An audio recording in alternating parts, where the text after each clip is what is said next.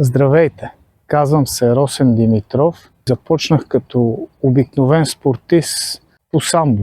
След това станах шампион, световен шампион 3 пъти. След това станах треньор на националния отбор, направих няколко световни и европейски шампиона и сега съм ръководител на Българска федерация самбо.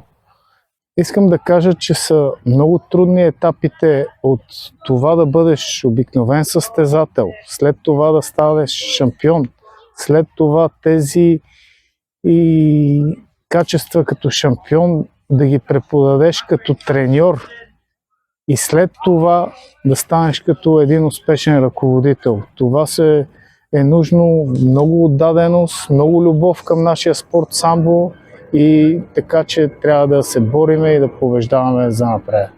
Самбото има голяма традиция в България и има голяма история, защото това е спорт с традиции, с много успехи. От дълго време България се налага като голяма сила в Европа и с почетни и медали и титли от световни първенства.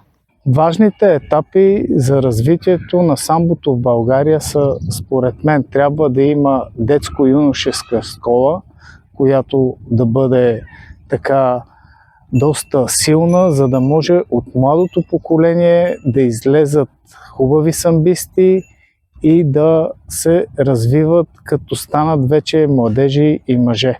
За развитието в самбото е нужно да има и добри треньори, и добра работа между клубовете и Българска федерация самбо. Самбото има 4 вида дисциплини. Само че в България ние развиваме 2 от тях. Най-вече спортно самбо и бойно самбо. За развитието на самбото в днешно време в България ние правиме международни лагери, тренировъчни лагери, турнири, европейски, световни състезания, на които да докажем нашата сила в нашия спорт в Европа и в света.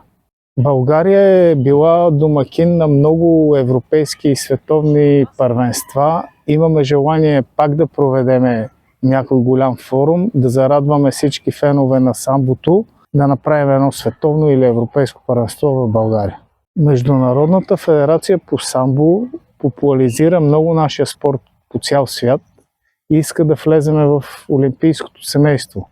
Дано някой ден да ни приемат това ще бъде върха на самбото. Мисля, че спортът е доста атрактивен, доста интересен и ако това нещо се случи, ще бъде много добро за всички самбисти от цял свят.